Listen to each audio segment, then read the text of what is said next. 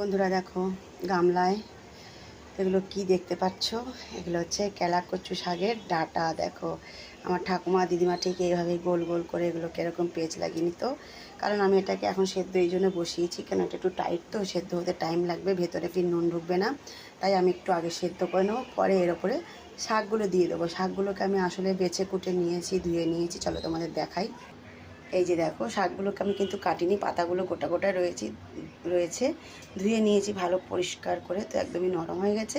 এবার যখন ডাঁটাগুলোর পরে একটু ভাপ দিয়ে নেব, আরও বেশি নরম হয়ে যাবে, তাই আর কাটার দরকার পড়লো না, সেই জন্য আর কাটলাম না। তো আজকে বানাবো গ্রামে অঞ্চলের ফেমাস শাক, কেলা কচুর শাক। কারা কারা ভালোবাসো, ভিডিওটা পুরো দেখতে থাকবে। ধন্যবাদ। হাই ফ্রেন্ডস, দেখো আজকে কি বানাচ্ছি আমি কেলা কচুর শাক। আর এই দেখো শাকগুলো, ডাঁটাগুলোকে আমি সার্কেল করে নিয়ে বেশ ভালো করে মুড়ে মুড়ে নিয়েছি, একটু লবণ দিয়ে সেদ্ধ করে নিচ্ছি যাতে এর ভেতরে ভালো করে লবণটা ঢুকে যায়। আর এদিকে শাকগুলোকে ধুয়ে নিয়েছি বেশ পরিষ্কার করে, এগুলোকে আর কাটবো না, এভাবেই ডাঁটাগুলো ভালো করে সেদ্ধ করার পরে এগুলোকেও একটু সেদ্ধ করে নেব। ভালো করে সেদ্ধ হয়ে গেল বন্ধুরা, দেখো তো এবার আমি দিয়ে দেবো শাকগুলো। দেখো অনেক দরকার ছিল, ডাঁটাগুলো ধোয়া একবারে অন্ধকার হয়ে গেছে, অনেকটা দরকার ছিল, কিন্তু এখন ভালোভাবে সেদ্ধ হয়ে গেছে। সমস্ত শাকগুলো এবার দিয়ে দিলাম, ঢাকনা দিয়ে এবার 2 মিনিট সেদ্ধ করে নেবো। সব শাক আর ডাঁটা সবগুলো সেদ্ধ হয়ে গেলে এবার একটু জলটা সরিয়ে নেওয়া হোক।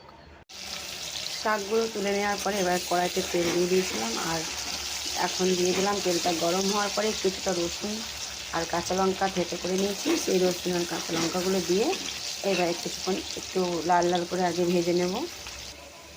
লঙ্কা রসুনটা ভাজা করার পরে দিয়ে দিলাম কিছুটা হলুদটাও ভাজা হয়ে গেলে এবার দিয়ে দিলাম এই শাকগুলো, যেগুলো আমি সেদ্ধ করে রেখেছিলাম। এবার ভালো করে একটু মিক্স করে নেব। আগে শাকগুলোকে কড়াতে দেওয়ার পরে না ঝট করে একদম ছোটোবেলাকার কথাগুলো মনে পড়ে গেল সত্যি, আর গাছগুলো দেখে ঠাকুমার কথা মনে পড়ে গেল। আমার ঠাকুমা খুব ভালোবাসতো এইভাবে কেলা কচুর শাক খেতে। আর আমি যখনই বাড়ি যেতাম বিয়ের পরে মাছ থেকে কুড়িয়ে নিয়ে আসতো, রান্না করতো। তারপর দিয়ে দিলাম একটু লবণ, কেননা সেদ্ধ করার সময় লবণ দিয়েছিলাম, তাই এখন পরিমাণ মতো লবণটা দিলাম। এবার কিন্তু বেশ ভালোভাবে ভাজা ভাজা হয়ে আসছে প্রায়, আরও একটু হালকা জল আছে, ওটাও শুকিয়ে নেব। ফাইনালি বন্ধুরা কেলা কচুর শাক ভাজাটা বানিয়ে ফেললাম, দারুণ ইয়াম্মি লাগছে। খাওয়ার সময় বুঝতে পারবো কতটা ইয়াম্মি লাগবে আরও। তো তোমরা কারা কারা এরকমভাবে কেলা কচুর শাক বাড়িতে বানাও সেটা অবশ্যই জানাবে এই ভিডিওর কমেন্ট বক্সে। আর যদি ভালো লাগে থাকে তাহলে লাইক শেয়ার কমেন্ট করতে একদম ভুলবে না। আর এটা হলো আমার ঠাকুমার রেসিপি, তোমরা কারা এই রেসিপিটা বানিয়েছো সেটাও অবশ্যই জানাবে। আমি আলাদা করে কিছুই জানি না, তো যেটা আমার মনে ছিল ছোটোবেলায় দেখেছিলাম ঠিক সেভাবে বানিয়ে ফেললাম। যাই হোক, যখন খাবো তখন বুঝতে পারবো, দেখেও ভালো লাগছে। ভিডিওটাকে স্কিপ করে যাবে না, নিচে একটু জল এখনও আছে তাই একটু শুকিয়ে নেব। তো পুরো ভিডিওটা দেখবে, তারপর একটা গঠনমূলক কমেন্ট করবে। সবাইকে ভালোবাসা রইল, আর সবাই বলবো ভালোবাসা দিয়ে যেভাবে পাশে আসো, পাশে থেকো, এটাই চাই, আর কিছু না।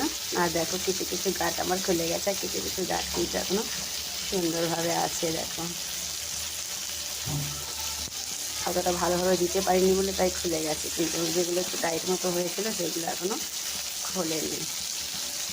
তো দারুণ একটা খাবার আজকে হবে, আমি তো খুবই খুশি আর আমার খুবই ভালো লাগে।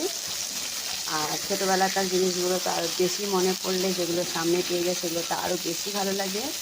বাকি আমি কাঁচা লঙ্কা দিয়ে বানিয়েছি, তোমরা চাইলে বন্ধুরা তার মধ্যে শুকনো লঙ্কাটাও ব্যবহার করতে পারো, অসুবিধে নেই। সবাই ভালো থেকো, সুস্থ থেকো, টাটা, বাই বাই।